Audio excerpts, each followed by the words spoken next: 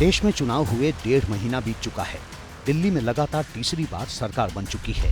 प्रधानमंत्री देश दुनिया का दौरा कर चुके हैं। सरकार के मंत्री काम में जुट चुके हैं।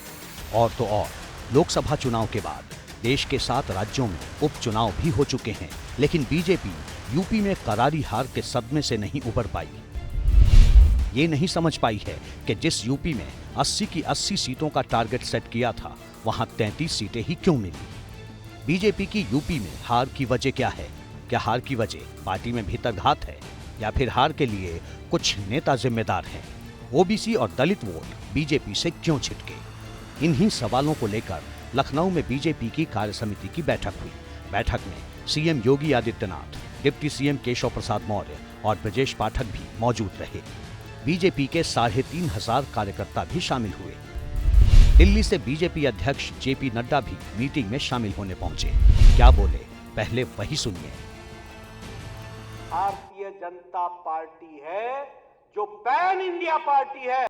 हम नेता और कार्यकर्ता एक हैं। ये कांग्रेस पार्टी जो आज बहुत उल्लास की स्थिति में है, इनसे मैं पूछना चाहता हूं कि आप तीनों चुनाव में जितने आपके एमपी जीत करके आए, वो भी हमारे 240 को पार नहीं करते हैं। ये आपकी परिस्थिति है। इंडिया अलायंस ये ध्यान में रखे कि आप सारे जुड़ करके भी जितना नंबर है, वो अकेली भारतीय जनता पार्टी के सांसदों से कम पड़ती है। 13 राज्यों में 13 स्टेट्स में कांग्रेस पार्टी जीरो रही है, जीरो। पूरे चुनाव के दौरान बीजेपी अब की बार 400 पार का नारा लगाती रही। विपक्षी दलों ने इसे संविधान और आरक्षण से जोड़ दिया। इंडिया अलायंस ने कैंपेन चलाया कि बीजेपी 400 पार लाकर संविधान को बदलेगी और पिछड़ी जातियों का आरक्षण खत्म कर देगी।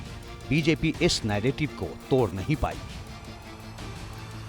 हम अपनी उपलब्धियों को मुद्दा नहीं बना पाए। मोदी जी के नेतृत्व में पंचतीर्थ बने। नई संसद बनने पर नई संसद में प्रधानमंत्री मोदी जी देश के पहले प्रधानमंत्री हैं जिन्होंने संविधान की मूल प्रति को अपने सिर पे रख करके नई संसद में स्थापित करने का काम किया था। भारतीय जनता पार्टी संविधान को सर्वोच्च सम्मान देने वाली पार्टी, लेकिन अफवाह और भ्रम की स्थिति पैदा करके जिस प्रकार से माहौल, उससे सतर्क और सावधान होना होगा। बैठक में नेताओं और कार्यकर्ताओं की सुनवाई नहीं होना, ओबीसी और दलित वोटों का खिसकना, पार्टी के अंदर भीतरघात को खत्म करना, संविधान बदलने वाले भ्रम को दूर करने जैसे तमाम मुद्दों पर चर्चा हुई। राजनीतिक प्रस्ताव पास किया गया। सरकार की उपलब्धियां गिनवाई गई। हार की मुख्य वजहें भी बताई गई। मसलन विपक्ष के झूठे प्रचार के कारण चुनाव में कामयाबी नहीं मिली। विपक्ष ने आरक्षण और संविधान पर भ्रम फैलाया। बीजेपी ओबीसी और एससी आरक्षण के लिए प्रतिबद्ध है।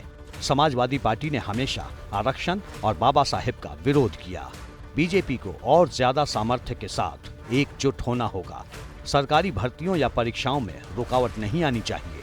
पेपर लीक की निष्पक्ष जांच और दोषियों को सजा दिलाने के लिए प्रतिबद्ध हैं। प्रस्ताव में कांग्रेस पर निशाना साधा गया है। खासतौर से राहुल गांधी के बयान को देश के सभी हिंदुओं का अपमान बताया गया है। लिखा गया है कि राहुल गांधी अगर सत्ता में आ जाते तो हिंदू शब्द बोलने पर ही प्रतिबंध लगा देते। इतना ही नहीं, राहुल गांधी के बयान पर संपूर्ण हिंदू समाज से माफी मांगने की मांग की गई है। कांग्रेस की सोच और उनकी कार्यशैली लोकतंत्र की कोई गुंजाइश नहीं है। कांग्रेस का एक इकोसिस्टम है जो हारने वालों को जीता हुआ बताकर जीतने वालों पर प्रश्न खड़े करता है। यूपी बीजेपी अध्यक्ष ने कांग्रेस को तो कटघरे में खड़ा किया ही, अखिलेश यादव का नाम लेकर नसीहत देने में भी देर नहीं की। अखिलेश यादव जी, मैं आपको सावधान कर रहा हूं कि कांग्रेस भस्मासुर है और बहुत ही जल्दी आपको ठिकाने लगाने का काम करेगी। कांग्रेस की नजर में आपके मुस्लिम वोट पर है। अखिलेश यादव को बीजेपी यूं ही नसीहत नहीं दे रही है। कुछ ऐसा ही प्रधानमंत्री नरेंद्र मोदी लोकसभा में राष्ट्रपति के अभिभाषण पर धन्यवाद प्रस्ताव पर चर्चा के दौरान कांग्रेस पर निशाना साधते हुए बोले थे। इस चुनाव में कांग्रेस पूरी तरह परजीवी बन चुकी और अपने सहयोगी दलों के कंधे पर उन्होंने चढ़ करके ये सीटों का आंकड़ा बढ़ाया है।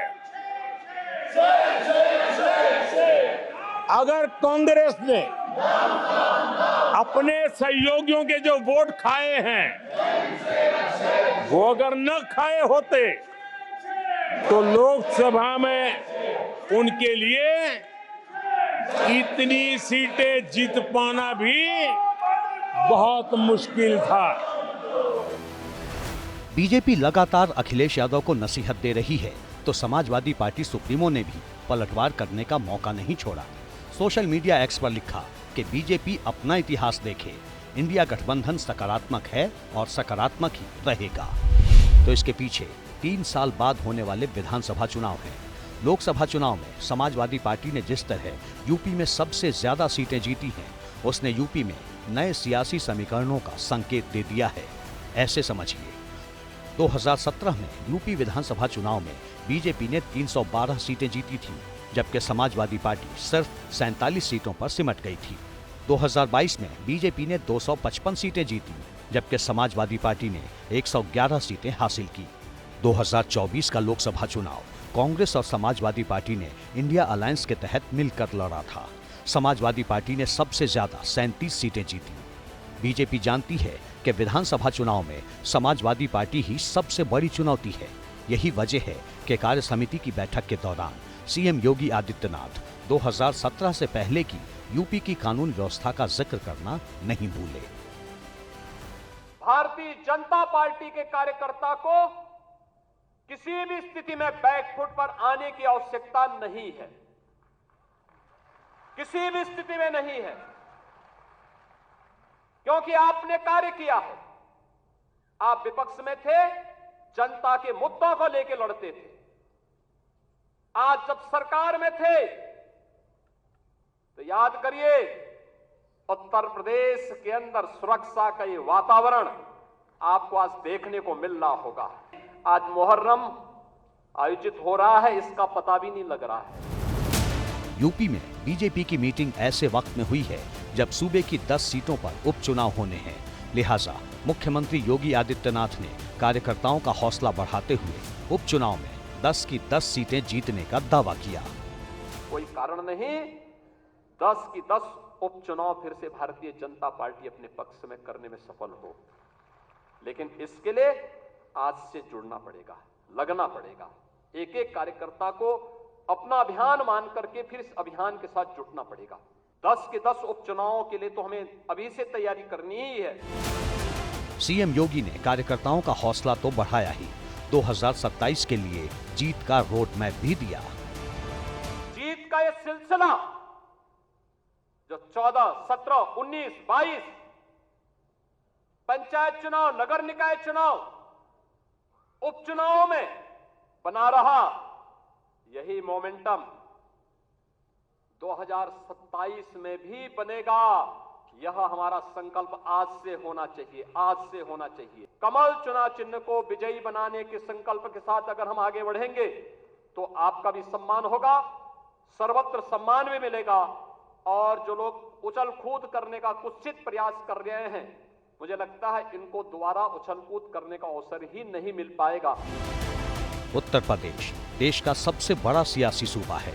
2 बार ऐतिहासिक जनादेश के साथ बीजेपी को देश की सत्ता यूपी में बम्पर जीत से ही मिली, लेकिन 24 में सारे समीकरण गड़बड़ा गए। आगे 27 की चुनौती है, इसीलिए बीजेपी 24 के चुनाव से मिले झटके से आगे बढ़ना चाहती है। यही वजह है कि यूपी में हुई हार को लेकर लगातार मंथन हो रहा है। For exclusive and insightful videos, subscribe to our new channel ABP Live Premium.